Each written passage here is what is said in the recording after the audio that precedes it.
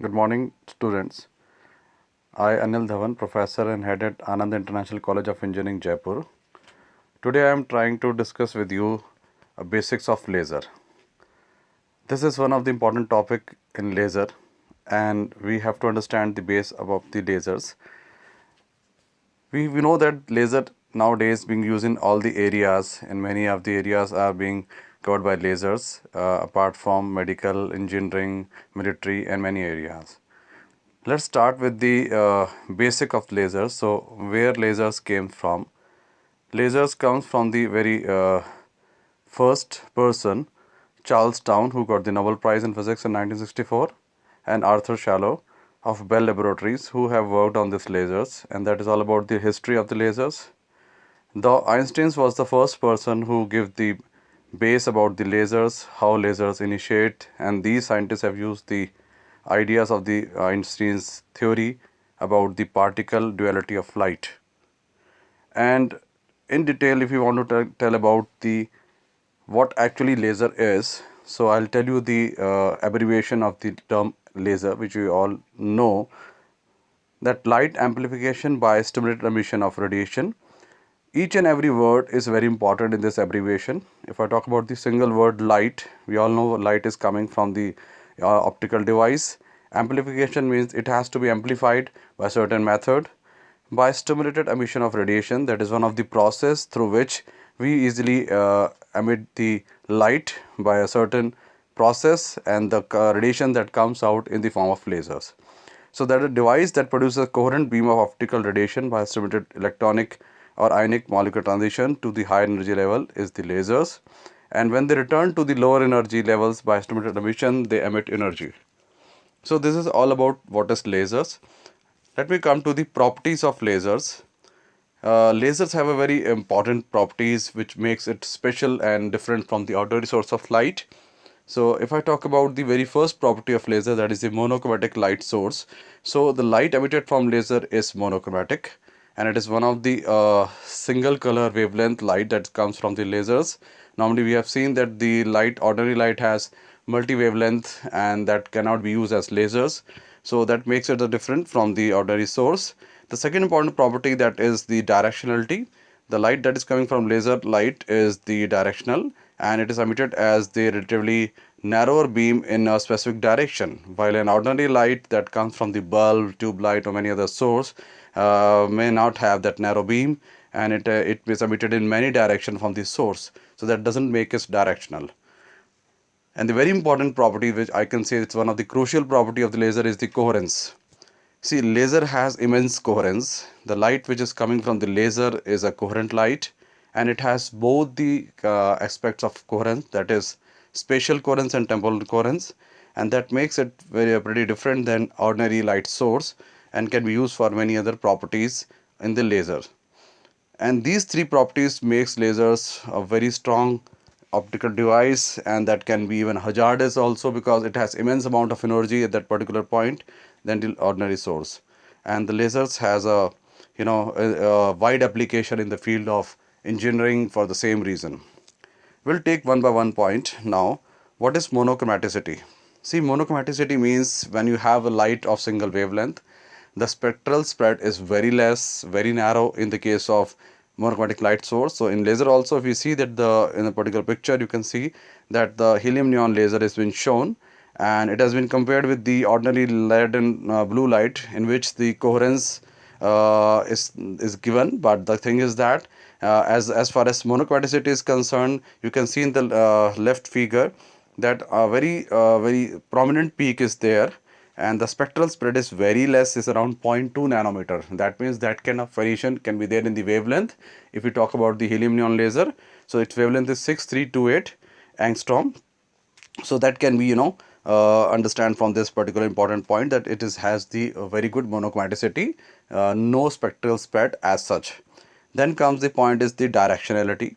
So if we tell about the directionality, we have discussed in the earlier point also that ordinary light source gives light in multiple directions, but when you talk about the lasers, it gives a very narrow beam, and once the beam is narrow, it's pointed on a particular area, it has become more powerful, it has more intensity in that sense, and becomes more useful for as energy purpose. So that comes from the beam divergence relation that we can very easily see from the formula, where beta is the value equals to 1 for the type of amplitude distribution, and the definition of the beam diameter comes from it. Here lambda is the wavelength and d is the beam diameter. So that has gives the very narrow beam. Okay. Then comes the next important point, which I told you earlier also, is a coherence. See, coherence is one of the point which is very important. To achieve coherence is not an easy task. So if I tell about an ordinary light source, you can see in the left figure the waves are coming. They are not coherent at all. So that is incoherent light waves. The moment you get a coherent, you see that the waves are aligned like anything. They are moving in the same direction, their phase are same, their direction are same, and they almost have similar frequency. So that gives you coherence feel out. So that is the coherence that you can see in the right figure. Now, if I talk about a simple ordinary, which is called incandescent versus laser light source, so you can see in the figure very clearly, it is mentioned there that ordinary bulb gives you light. No doubt it gives you light, but it has many wavelength. We cannot identify one single wavelength out of it. There are many wavelength that comes from the bulb, but as far as laser is concerned, it gives you a single wavelength, and that makes it a monochromatic source of light. Okay, so if I talk about the multi-direction part, which I discussed just now, so it is a best purpose to use as a directional one, and laser is one of the device which gives you the directionality to a great extent. Okay, so if I talk about the third point, I'm just showing you the difference between the ordinary bulb and a laser light. So ordinary bulb will give you incoherent light beam, while the laser will give you the coherent light beam. So there are three different points which you can see that can be vary between the ordinary light source and a laser light source. Now comes the very important point of the concepts of the lasers. What are the basic concepts of lasers? See, lasers has few important points which we must know to understand about the working and conceptual part, and that comes from these 4 points. If I'm taking one by one, the first one is absorption, the second one is spontaneous emission, and the third one is stimulated emission, and the last one is population inversion. These 4 terms are very important to understand lasers. So I'll take one by one in detail for you. So let's take the first one is absorption. See, absorption, the word itself tells you something means absorbed. That means energy is absorbed by the atom and the electrons are excited into the vacant energy cells. That means you give certain amount of energy which has been taken by the atom, and atom takes the energy and goes to the higher state and goes to the excited state, what we say. So that is called absorption process. And once they are going to the excited state, we know that the atom cannot stay longer in that particular excited state. It can stay only around 10 to the power minus 8 to minus 9 second, which is the lifetime of an atom in the excited state.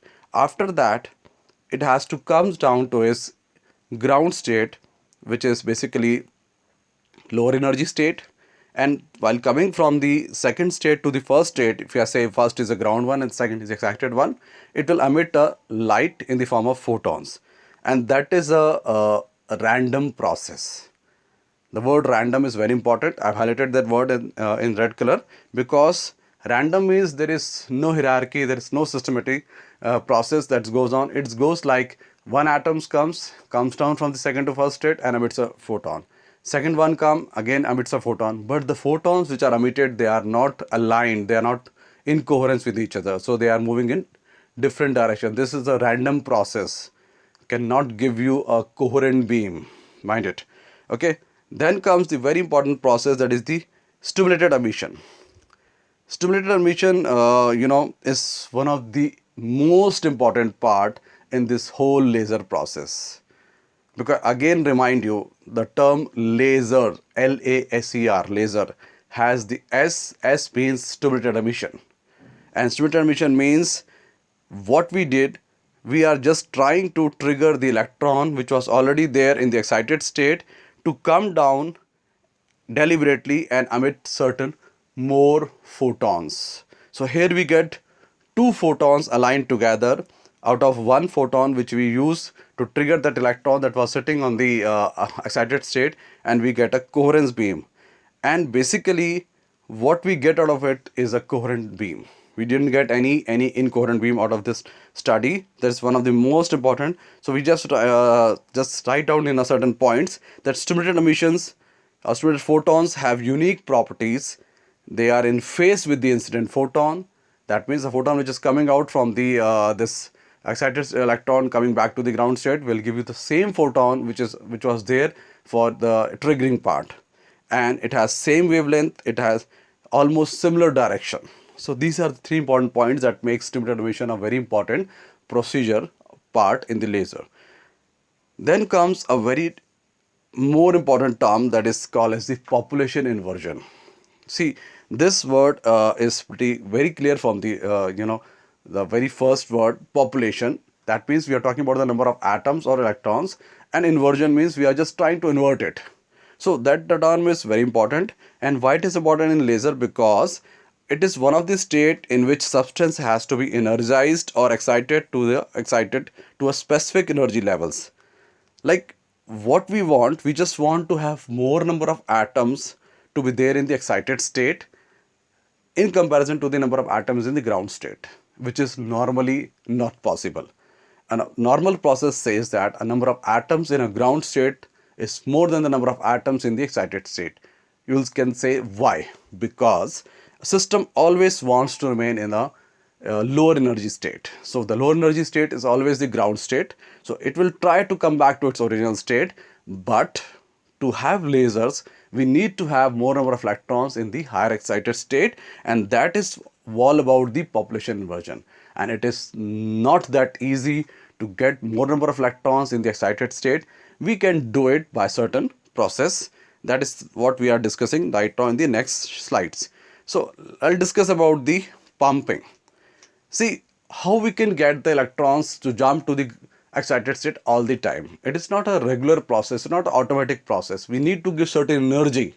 We need to give certain amount of transitions to go them from ground state to excited state. How we can get that? We can get that through the pumping. We can get that through the pumping. So pumping can be of different types. I'll just discuss few of the pumping. There may be many number of points which deals with the pumping, but I'll just tell you three important ones. The first one is optical pumping. The term itself indicates something related to light, something related to flash of light. So here we use flash lamps or high energy light source for giving some kind of push from to electrons to excited from the ground state to the excited state. And the second one is electrical pumping. It creates a kind of potential difference across the laser medium so that they can get the certain amount of energy to go from the ground state to excited state, and they can just initiate the laser process. And similarly there can be a semiconductor pumping also.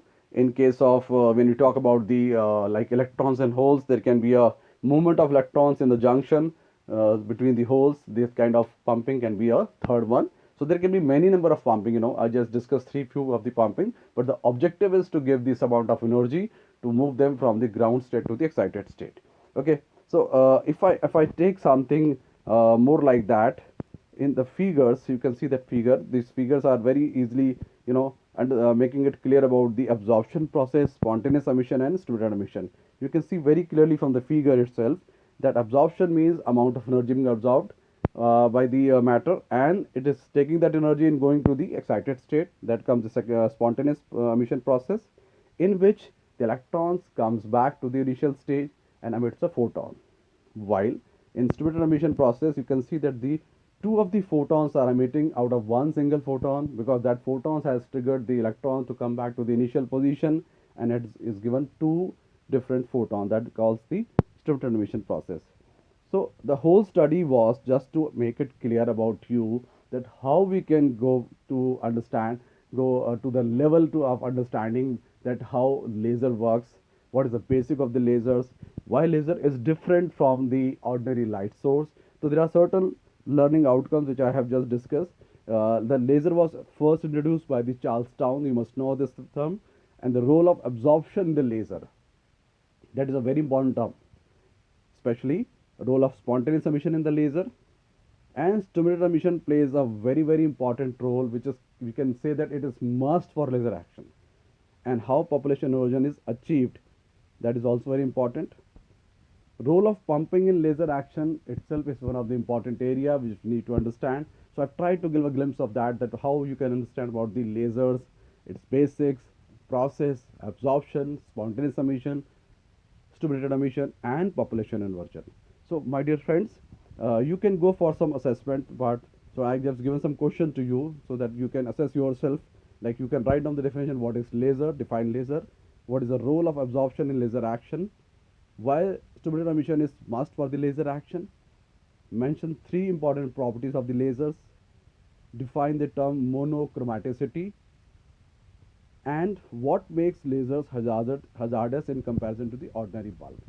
So these are few of the points that you have to do on your own, and you have to assess yourself. At least you understand the basic of the lasers, and if you could do these questions, you could basically understand what actually laser is, what are the important processes of laser, because then comes the types of laser which I will take in my next lecture.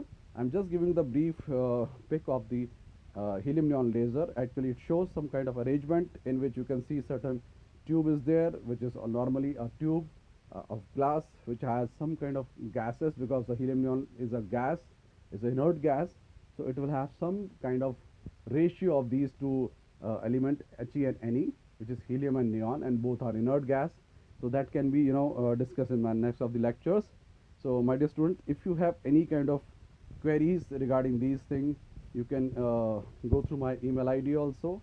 I've given my number also, and I hope that it will going to help you in understand the basic of the lasers, and we can have more discussion in my next of the slides. Thanks for your patience. Thank you so much from my side. Thank you.